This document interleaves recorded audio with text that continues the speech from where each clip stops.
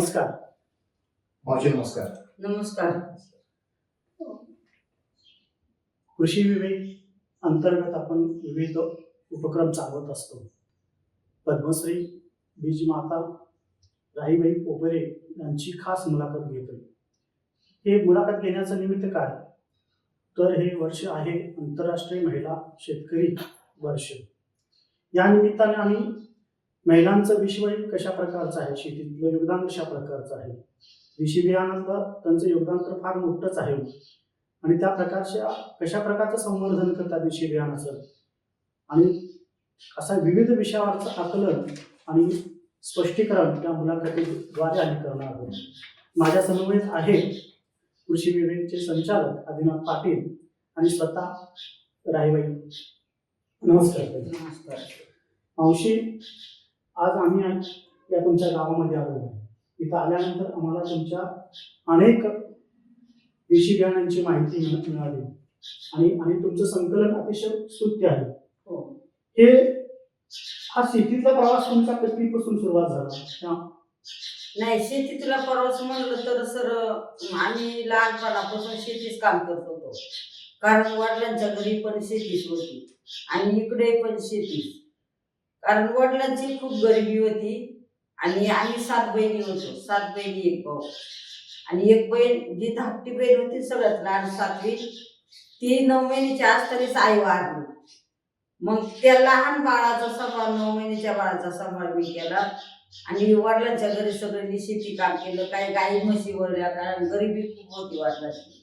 मग गाई म्हशी वळणं आणि शेती काम करणं हेच होतं वडिलांचं. वडिलांनी शाळा नाही शिकवली, पण एक संस्कार शिकवले मुलींना. संस्कार करायचे म्हणजे 4 महिन्यांनी 6 महिन्यांनी ते मुली जवळ बसवायचे आणि मुलं समाजात कसं बोलायचं, कसं वागायचं, कसं काम करायचं हे मुलींना शिकवायचे. ते पण शाळा शिकेल नव्हते. पण गरिबी आली तर अजून नाही, श्रीमंती आली तर माझं नाही, टाकीचे गाव सोसल्याशिवाय देवपाना येत नाही, चांगल्या कामामध्ये मरून निघायचं पण सरून निघायचं नाही.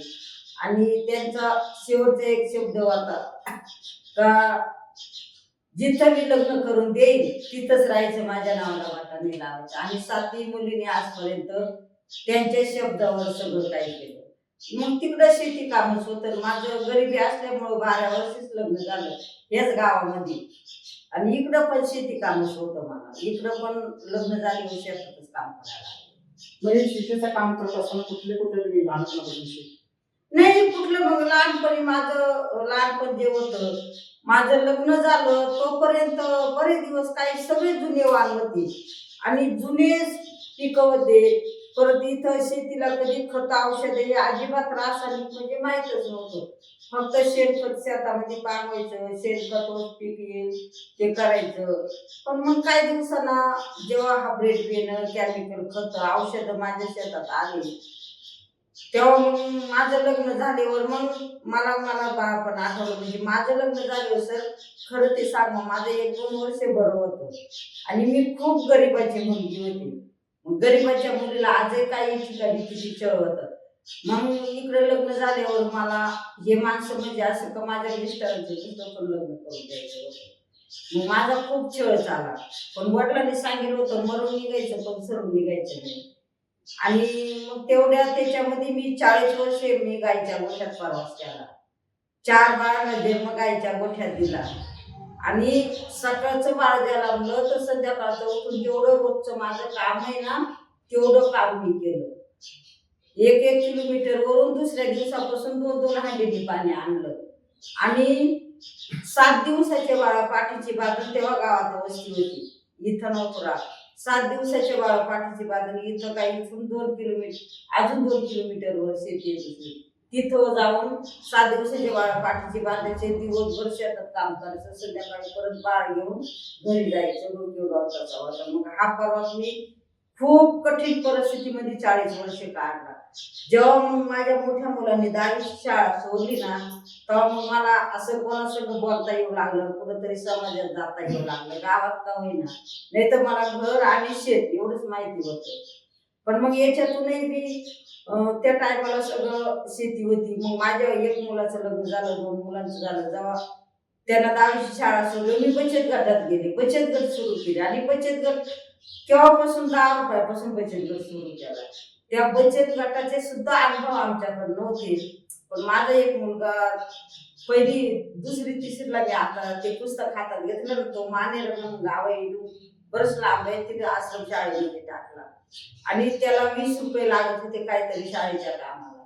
त्यांनी मला फोन केला, आई मला 20 रुपये लागत आहे. निरोप लावला मी, तेव्हा फोन बी नव्हते का मला आईला म्हणा मला 20 रुपये पाठवून दे कोणा पैसे, नाही तर तू घेऊन ये.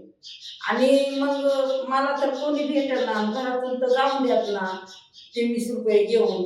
मग मी काय केलं, पोस्ट म्हणते गेले, म्हणले मला एक पत्र लिहू द्या. तेव्हा पत्रच माहिती होतं, पत्र लिहून द्या आणि मला 20 रुपये पाठवायचे माझ्या मुलाला एवढे पत्र. म्हणा मला म्हणजे पत्र फाडून टाकतील पैसे काढून घेतील. मग म्हणलं देऊ कसं काय, ते म्हणे ऑर्डर करा. म्हणजे माझ्या पुढे एवढे पैसे आहेत म्हणे ऑर्डर करायला. ते म्हणे काय नाही 10-20 रुपये असले तरी जातात. मग मी ना 25 रुपये म्हणे ऑर्डर केली. तेव्हा मला तो पोस्टमन बोलला का असं आपल्याकडे पैसे नाही राहते तर आपण 10-10, 5-5 रुपये साचून ठेवायचे. म्हणजे आता ते पुढे साचवायचे, पैसे साचवायचे आपल्याकडे एवढे पैसे नाही. ते म्हणे बचत गट तयार करा आणि बचत गटामधून हे पैसे साचते. मग मी स्वतः बचत गट तयार केले बरं का. 10 रुपयापासून बचत गट तयार करायला लागले. काही जसा जीवन प्रवास तुम्ही सांगताय हा, आणि तुमच्या पूर्वातलं शेती कशी होती ते पण सांगताय, परंतु तुम्ही कुठल्या प्रकारचे पिकं घेतले जात होत्या? नाही मग त्या टायमाला एक सावा होता, आज सावा कुठंच नाहीच राहिले. सावा होता, नाचणी होती, वरई होती, भाताचे पिकं जिरवेल, रायभोग, वर्ग, कोळपी, काळभात, आंबेमोर, तांबकुड हे भाताचे पिकं होती. आणि नाचणी तेव्हा 2च प्रकारची होती, एक 3 प्रकारची, एक मुटकी नागरी, एक गरवी नागरी म्हणजे असं पांगेल गोंडा असायचं, आणि एक सफेद नागरी म्हणजे तिला शितळी नागरी म्हणायची. या नागऱ्याचं हे प्रकार पण हे पूर्ण गावठी होती. आणि त्याच्यामध्ये उडीद होता, फुलगा म्हणतं कोणी कोळीत म्हणतं ते होता, तूर होती, मठ, मूग हे पिकं होते पहिले. आणि आता हे पिकं गावठी म्हणून राहिलेच नाही. पण मग मावशी तुम्हाला देशी बियाण्याची जपणूक करावी असं कधीपासून वाटलं? नाही का मग मी वाटलं? तेच सांगते ना, मग मी माझं लग्न झालं ना, मग मी बचत गटामध्ये काम करत होते. मी ऊसतोडी कामदार होते. ऊस तोडून आले का इथे रोपं तयार करू लागले, बचत गटाला 1-1, 2-2 देऊ लागले. आणि तेवढ्याच याच्यामध्ये मला नातू झाले तर ते जेव्हा माझ्या शेतात हायब्रिड बेड आलं, केमिकल खत आले, औषध आले, तेव्हापासून हळूहळू घरामध्ये आजार सुरू झाले. आमच्या गावाला रस्ता नव्हता सरता, मला इथून 10-20 किलोमीटर पायी जावं लागायचं. पाठीचे बाळाचं पायी दवाखान्यात, आणि मोठ्या दवाखान्यात जर जायचं असलं तर अकोलं. मग मला असे बरंच वेळ असा प्रसंग आला का पाठीचे पोर बांधायचं, दवाखान्यात जायचं. मग त्या टायमाला मला माझं बालपण आठवलं का माझं बालपण एवढं कठीण होतं. मी एवढं बाळ जे संध्याकाळचं बाळ द्यायला लागलं तर सकाळपासून कामं केली, कधी वारा, कधी पाणी, कधी ऊन, कधी थंडी. 7व्या दिवसापासून शेतीमध्ये कंटिन्यू उभी राहिली तरी कधीच आजार नव्हती. आणि आता तर घरामध्ये सुविधा झाल्या. आताच्या महिला म्हणलं तर 2-2, 4-4 महिने खाटाच्या खाली पण उतरते नाही.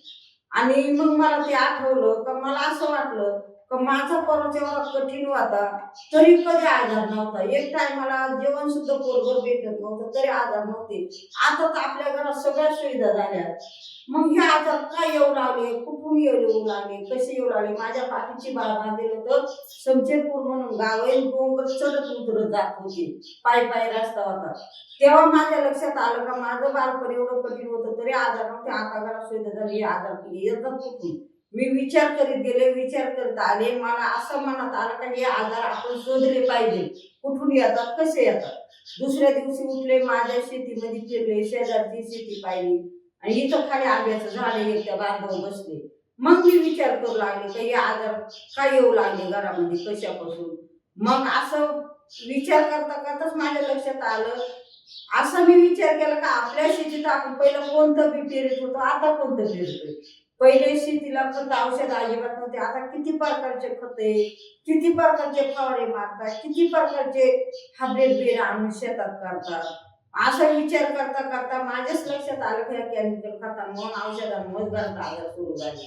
म्हणजे याची प्रेरणा स्वतः तुम्हाला मिळाली, कुणाकडून घेतलेली नाही. नाही कोणाकडूनच नाही घेतली. याची जतवणूक करावी असे का वाटलं तुम्हाला? मग मी त्या आजारपासूनच शोधला, आजारपणापासून मी म्हणलं आता हे माझं सगळं बंद करायचं आणि जे जुनं आहे हेच करायचं. बिगर शेणखत शेती हायब्रिड बियाणं आणायचं नाही. संध्याकाळी सर कुटुंब बसवलं मी म्हणलं या हायब्रिड बियाणं तुम्ही आणतात हे आणू नका, आणायचं नाही. केमिकल खत औषध शेतीला वापरायचे नाही, फक्त आपले शेणखत हेच वापरायचं. तोपर्यंत हे गांडूळ खत हे सुद्धा माहिती नव्हतं मला. घरातून लहान मोठीचे खूप वाईट बोलले. लोक नवीन आणताय, नवीन करताय, त्याला उत्पन्न जास्त, त्याचा फायदा जास्त, तू म्हणती का जुनच करायचं. मग सगळे बोलले, मला त्याचा खूप राग आला. मी एक शब्द बोलले, आजपासून सगळं तुम्ही घरात बघायचं, मी घरात काहीच बघणार नाही. पण 8 दिवस गप्प बसले. 4 दिवसाच्या आत माझा एक नातू आजारी झाला. मी त्याच्याकडे दुर्लक्ष केलं. त्यांनी इकडे आपल्यात 5 दिवस ऍडमिट केला, संगमनेरला पाठवलं. तिथं 4 दिवस होता. मी बघायला गेले नाही, मी संगमनेरला गेले व 3ऱ्या दिवशी बघायला गेले तर त्याची जागायची शक्यता नव्हती. मलाच वाईट लागलं का हा माझा राग हा मलाच का नाही आला म्हणून. तिथून ते बाळ 4थ्या दिवशी नाशिकला पाठवलं. सर 1 रुपया सुद्धा दवाखान्याला राहिला नाही. सगळे पैसे इथं आपल्या संगमनेरमध्ये गेले. थोडंसं सोनं होतं अनुभव, असं एवढं सोनं होतं ते नाशिक मध्ये मोडलं. तिथून ते बाळापण मुंबईला केमच्या दवाखान्यात न्यावं लागलं. तिथं मला लोकांनी पण मदत केली, नातेवाईकांनी मदत केली. आणि पण 1.5 महिना दवाखान्यात होतं तर 1.5 लाख रुपये लागले. मग हा परिणाम माझ्या स्वतःच्या घरात नाही सांगता येणार सर. मला बरेच जवळजवळ 40 वर्ष झाले असते. आणि मग आता ती 40 वर्ष झालेच असते. मग हा परिणाम माझ्या घरात घडला. तिथून आलो मला 1.5 महिना दवाखान्यात होतं, 1.5 लाख रुपये लागले. तिथून आले मला पिकाची शेती गाम ठेवली, आवताचे बैल विकले, म्हशी शेळ्या बकरं सगळं विकल्या गेलं. तिथून पुढं माझं कुटुंब मी सांगेल ते ऐकायला लागलं. मग काही बी माझ्याकडे होतं, काही बी मी लोकांकडून मला जे बालपणचं दिसलं ते मी कोणाकडून 1 बी आणली, कोणाकडून 2 आणलं, कोणाकडून एवढे दाणे आणले. माझ्या कुटुंबापुरतं मी करायला खायला लागले. माझ्या घरातले आजार हळूहळू कमी दिसू लागले. हे मी नातेवाईकांना सांगू लागले, बचत गटाच्या बायकांना सांगू लागले. पण सगळे लोक मला वेडीच म्हणू लागले. चांगलं काय कोणी म्हणत होतं पण मी बाकी माझं काम सांगत, मला वेडी म्हणून चांगलं म्हणून मी सांगतच राहिले. मग तिथून पुढे एक मी ऊसतोडी कामगार होते. ऊस तोडून आले का एक समाजात चांगलं काम करायची लहानपणापासून अपेक्षा होती. पण मला हे गाव सोडून पुढे दुसरं गाव पण माहित नव्हतं. मला ना लिहिता वाचता येणार, मी काय समाजात काम करणार आहे. ती बाईक संस्था इथं काम करायला आली. मी रोपं त्यांच्या मार्फत द्यायला आले. मी हळदी कुकाचा पाऊस पडला का बचत गटाला 1-1 द्यायचे. नंतर हळदी कुकाचा कार्यक्रम घ्यायला लागले. त्याला माझ्याकडे पैसा नसायचा वाण द्यायला मी रोपच 1-1 वाण म्हणून देऊ लागले. ती बाईक संस्था इथे बचत गटांबरोबर काम करायला आली. मी त्यांच्या मार्फत बाहेर गावाला रोपं देऊ लागले. त्यांच्याकडून मला 4 रुपये भेटू लागले. मला अजून त्या काम करायची ऊर्जा आली. आणि हे माझ्या कुटुंबापुरतं चालूच होतं. जुनगर जुनी बँका तिकडे मी शेतात असे थोडं बिग थोडे बांधून एकखटी एक वावरामध्ये लावा चालू होते शेतामध्ये. आणि ते पाईपचे लोक ते साठे साहेब एक त्यांचे मित्र होते, ते आले माझ्याकडे. ते आता कसं इकडून रस्ता आहे तो इकडून काय नव्हतं, त्यांनी रस्त्यात गाडी उभी केली. मी परत फिरून आले आणि लागले डोक्यावरची टोकरी खाली वटीवर ठेवली गप्पा मारायला लागले अशी. मग त्यांनी मला विचारलं मावशी कुठं चालले? त्या म्हणले पाऊस पडलाय चांगले शेतात गेला. म्हणे एवढे का थोडे तर म्हणलं हा. म्हणे कशा कशाचे नावं सांगता का? म्हणलं एवढं कुठं तुम्हाला नावं सांगून मी अशी बोलले. परत त्यांनी मला विचारलं मावशी हे कोणत्या बाजारातून आणले? म्हणले बाजारचं नाही सर, हे पारंपरिक घरचंच आहे आणि गावराने म्हणले देशी बी. मग ते परत मला विचारताय, लोक नवीन आणताय नवीन करताय, तुम्ही काय घरचं ठेवलं? मी परत त्यांना म्हणले हा जो आता अनुभव तुम्हाला सांगितला ना, हा अनुभव मी त्यांना सांगितला सांगता. मग ते गेले. 3ऱ्या दिवशी मला ना माहिती परत आली. तेव्हा मी असं राखेत उभी चालत होते मोठ्या प्रमाणामध्ये. मावशी हे काय करताय? म्हणजे हे राखेमध्ये भिटवितो आम्ही मातीच्या मडक्यात राखेत ठेवलं. 3 वर्ष याची उगवण चालली होती लावणीसाठी पेरणीसाठी आणि खाण्यासाठी. हे 10 वर्षापोट टिकून राहतं.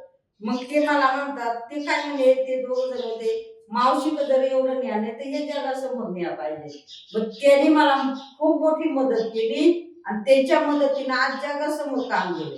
तरी पण आपण काय आता सध्या म्हणतात लोक का गावठीला पीक नाही, गावठीला उत्पन्न नाही. मग त्यांच्या मदतीनं माझ्या शेतामध्ये एका काडीपासून किती फुटवा होतो, एका दाण्यापासून किती दाणे तयार होते, एका बीपासून किती बी तयार होते, हे स्वतः माझ्या शेतामध्ये करून त्यांच्या मदतीनं दाखवलं. शेतकरी गटांना, बचत गटांना, मग तिथून त्यांनी मला असं मोठं होत काम केलं. मग जवळजवळ 3,500 महिलांचा गट केला इथं गावगावचा आणि खूप मोठ्या प्रमाणामध्ये काम चालू.